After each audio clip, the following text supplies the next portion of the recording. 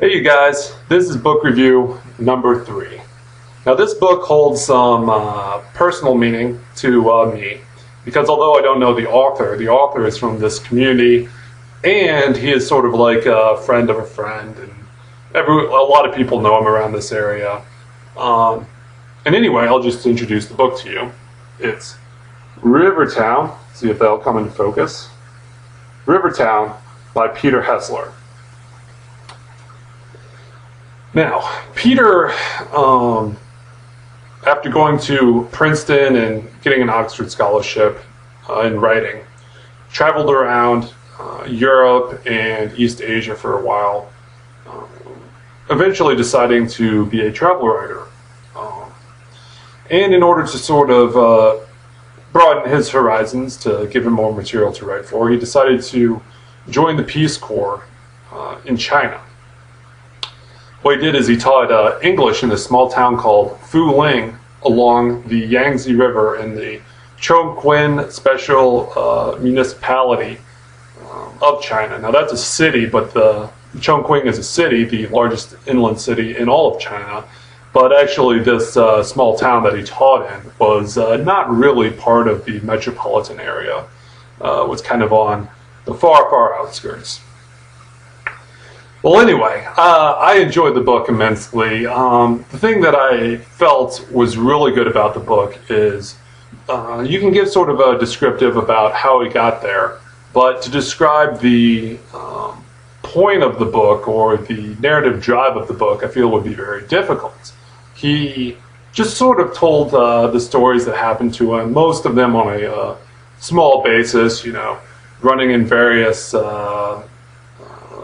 racing meets, dealing with the local restaurants or how the school children that he talked reacted to him, going up to a park and getting his ears cleaned the traditional Chinese way, or meeting a prostitute, which sounds crazy, but you know, just see how the local people went there. Of course, he didn't attend personally, but you know, you did get some information out of that.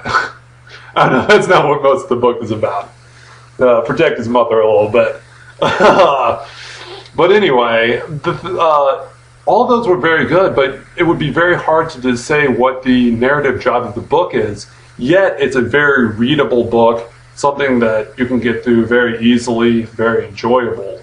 And really just painted a picture of mid-town. I wouldn't really call it small town. I think the town had like 200,000 people, which would be a medium-sized town in the United States. But in China, it's anything, you know, but a big city. To describe this sort of small town life in China and the way people interacted, and particularly in a time period when the East was just beginning to open up, and really didn't actively look for a purpose, but just painted a very nice portrait of the area.